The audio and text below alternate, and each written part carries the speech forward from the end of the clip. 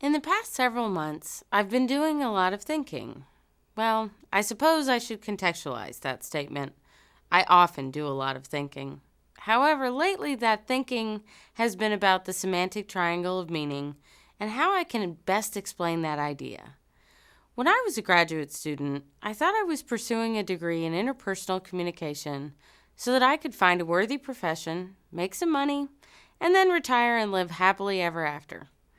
It did not occur to me at that time that I would find my calling, invest myself personally in the work I did, and would emerge a better person for the work. The work I do is teaching communication at a community college. I am a professor of communication at a community college. The words I chose in those two statements make a tremendous difference in the way other people perceive me and the way I perceive myself. In everyday situations, I enact interpersonal communication in my daily life. Fortunately, I spend a great deal of time teaching interpersonal communication, a discipline in which we focus on all the ways that we exchange messages in our most personal exchanges. For example, imagine that I am meeting you for the first time, not as a teacher or a professor, but as someone you met at a dinner party. At most dinner parties, there is a period of mingling, either before or after dinner, when people are expected to talk with others, usually in groups of 2 or 3. Typically, we begin an interaction with a new person by asking questions or trying to get to know one another. And as we get to know one another, we feel more comfortable with each other and keep talking. On the other hand, if we find out something about someone that we dislike, we politely remove ourselves from the conversation and talk to someone else. Imagine that you and I have found ourselves standing next to each other and we exchange pleasantries. Eventually, you ask me what I do for a living. This is a socially acceptable question, and I'm expected to answer. I label what I do as teaching. Here, I have made an interpersonal communication choice. I've used a word, an arbitrary symbol that exists as part of a system of rule-based symbols, to represent an idea I have of myself that I wish for you to share. Assuming that we both speak English, you will interpret the symbol as a series of thoughts you have of teacher. For most of us, we associate this profession with warm, friendly people who do a service to our communities. Or we think of someone who is strict, mean, unyielding, and burned out.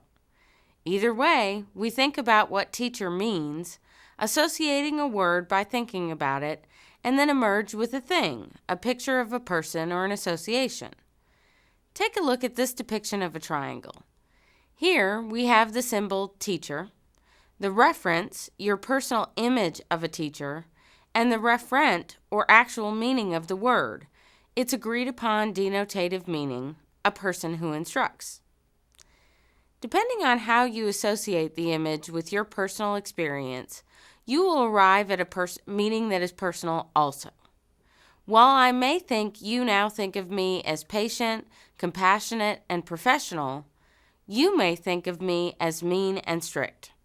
Regardless of the denotative meaning, you've made a decision about me, one based on your personal thoughts about teachers or your connotative meaning. I want to come back to that example, but wish to first divert your attention to a simpler example of the semantic triangle of meaning. As we now know, the triangle consists of 3 parts: the symbol, reference, and referent.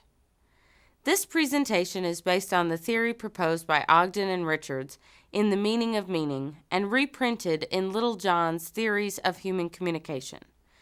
It may differ a bit from what you read in your textbook for this reason.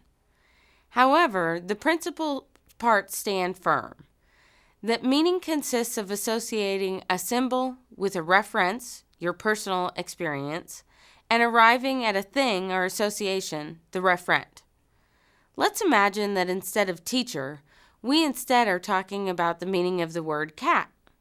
Take a look at the triangle again, and you see that cat, the symbol, is on the lower left corner of the triangle. We wish to arrive at the thing, a cat, which is a domesticated feline animal who is usually a pet.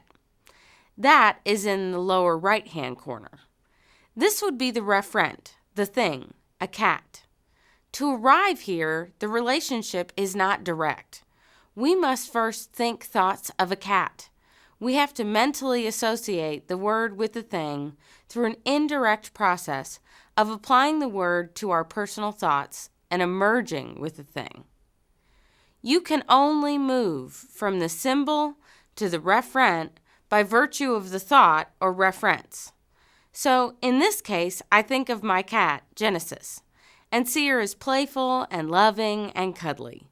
This leads me to think fondly of a cat, and I emerge with this generic picture of a cat, a cute and lovable kitten. My grandmother, on the other hand, thinks of fur balls and scratched-up furniture and stubborn, unpleasant animals. In her case, when she thinks about cat, the symbol, and associates it with the damage to her furniture, she arrives at her meaning of a generic cat and sees this little monster here as a generic cat. Our personal thoughts lead us to slightly different versions of cats. So while we may both recognize that a cat is a domestic feline, we will ultimately have slightly different versions of that domestic animal associated with the symbol. All meaning is elicited through symbols, or is arrived at through personal interpretation. The meaning does not go with the word. It emerges by the person hearing it, thinking about it, and ultimately arriving at meaning. Imagine now that you speak English and I speak Spanish, and I said gato. Gato is a symbol, but if you do not know the language, all you can think about is the symbol and how you don't understand it. You can't arrive at its referent, a cat, unless you know the language and can think about a cat.